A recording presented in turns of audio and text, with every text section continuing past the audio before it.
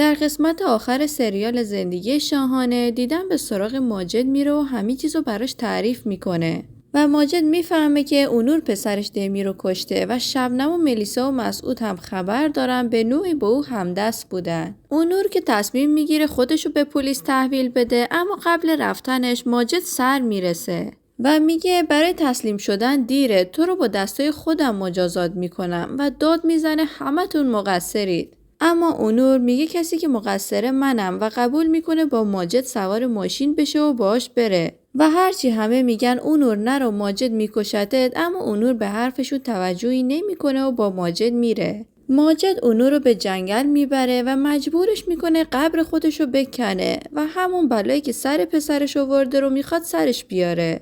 اونور که سعی میکنه برای ماجد توضیح بده که مرگ پسرش دمیر کاملا اتفاقی بوده و اون به عنوان یه پدر فقط خواسته که از بچه‌هاش دفاع کنه، که وسط بحث اونور متوجه میشه که ماجد از همه کارها و نقشه‌های دمیر خبر داشته. حسابی شوکه میشه و میگه پس تو از همه چی خبر داشتی، تو هم به اندازه من مقصری، تو اونو به سمت تاریکی فرستادی. ماجد میگه من فقط خواستم از حقش دفاع کنه. اونور میگه پس برای همین خواست شبنم و بچه‌هامو بکشه؟ ماجد میگه دارم میگم خبر نداشت بچه‌ها تو ماشینن. اونور میگه همه چی نقشه تو بود، آره اعتراف کن. ماجد میگه آره من میخواستم شبنم بمیره اما پسرم نمیکرد، قرار بود آدم هم این کارو کنن. اونور هم میگه پس تو هم به اندازه من عذاب وجدان داری. ماجد هم عصبانی میشه و مجبورش میکنه بره تو قبر خودش تا کارشو تموم کنه، اما نمیتونه بکشتش. و در آخر هم میگه من و مادرت نمیتونیم ببخشیمت چون حداقل هممون به اندازه تو مقصریم. و بعد که مسعود و آیسل و شبنم سر میرسن جلوی همشون اعتراف میکنه و میگه مقصر اصلی مرگ پسرم خودمم، من کسی بودم که دستور مرگ شبنم رو دادم، پسرم به خاطر من مرد و لازم نیست اونور تسلیم بشه. دیدم که قصد جون خودشو کرد و شبنم آخرین لحظه اومد و نجاتش داد، حالش خوب میشه و از بیمارستان مرخص میشه. شبنم زنگ میزنه و باهاش قرار میذاره، بهش میگه حتما خیلی کنجکاوی که بدونی چه اتفاقی افتاد. ماجد کاری که انتظارشو داشتی نکرد. دیدم میگه من اگه انتظار چیزی رو داشتم خودمو به این حال و روز نمینداختم. شبنم میگه ولی عرضه مردن هم نداشتی. دیدم بعد از یکم بگو مگو کردن دیدم میگه من هنوز ازتون یه آتو دارم، من جای دمی رو میدونم. شبنم میگه یا میری پیش پلیس و همه چیزو میگی اونور آماده تسلیم شدنه، یا هم جلو پلاستو جمع میکنی و از اینجا میری. ملیسا به شبنم زنگ میزنه و میگه خواهشم بسپار به خودم، تو چون دوست قدیمیته دلت نمیاد کاری کنی. شبنم هم میگه به هیچ وجه، خودم حلش میکنم. آیسل کوچولو از بیمارستان مرخص میشه و ملیسا و احمد حسابی ذوق میکنن و اونو به خونه میبرن. صبح میشه و شبنم خیلی زود با مسعود و یکی از دوستای مسعود که تو بخش جنایی کار میکنه به سراغ دیدن میرن. شبنم به دیدن میگه تصمیم تو بگیر، یا همین الان با دوست مسعود به کلانتری میری و همه چی رو میگی، یا هم گورتو گم میکنی و میری. دیدم یکم شک میکنه و میگه نکنه جای جدو عوض کردین. شبنم میگه آره الان تو باغچه خونه خودته، میتونی بری و همه چیزو به پلیس بگی.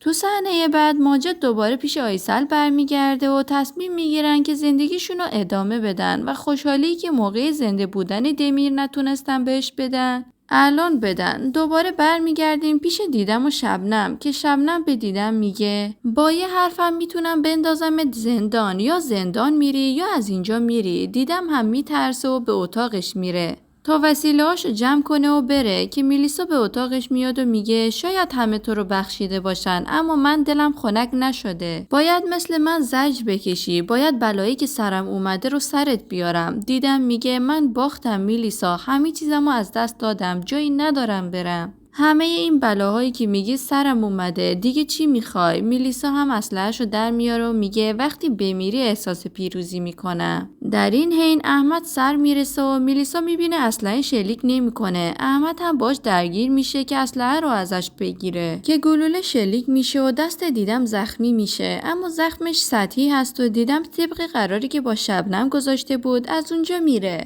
در ادامه یک ماه بعد رو نشون میده که آیسل با شبنم و ملیسا قرار میذاره و بهشون خبر میده که دیدم برگشته و یک اسلحه هم خریده.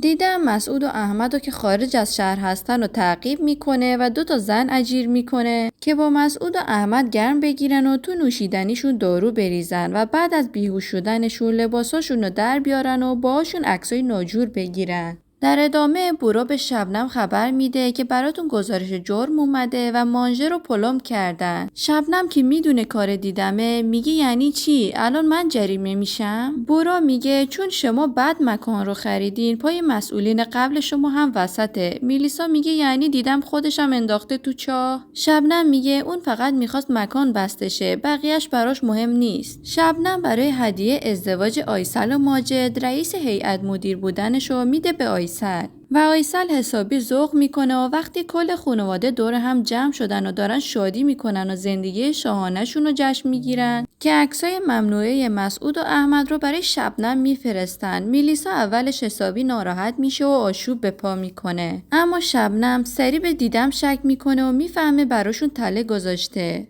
در این حین دیدم زنگ میزنه و به شبنم میگه لاله سیاه رو برات اینجا گذاشتم تو خونت کنار استخرم، تنها بیا. شبنم هم تنها میره و به دیدم میگه چرا برگشتی؟ دیدم میگه این گلا رو برای تو آوردم. شبنم میگه مانژه رو بستی، خودت هم میدونی این برای من موقته، من هر طور شده بازش میکنم. و بعدش هم خوشگذرونی ازمیر. دیدم هم میخنده و میگه معلومه کار من بود، خودت هم میدونی که مسعود بهت خیانت نمیکنه، مانژرم من میدونم که تو هر طور شده بازش میکنی، فقط با اینا میخواستم یکم حواست پرت شه. شبنم میگه یعنی بمب اصلی هنوز منفجر نشده؟ دیدم میگه قطعاً. شبنم میگه میخوای چیکار کنی، بهم شلیک کنی؟ دیدم میگه نه من نمیتونم تو رو بکشم، چیزای بدتر از مرگ هم هست، میخوام یه دیگر رو دفن کنی، میخوام برات یه خاطره‌ای بسازم که هیچ وقت یادت نره. بعدم به خودش شلیک میکنه و در آخر هم 5 سال بعد رو نشون میده که مسعود و شبنم شاد و خوشحالن و قرار میشه به ماه عسلی برن که این همه سال نتونستن برن و زندگی شاهانه‌شون رو ادامه بدن. و اینجا سریال زندگی شاهانه من به پایان میرسه.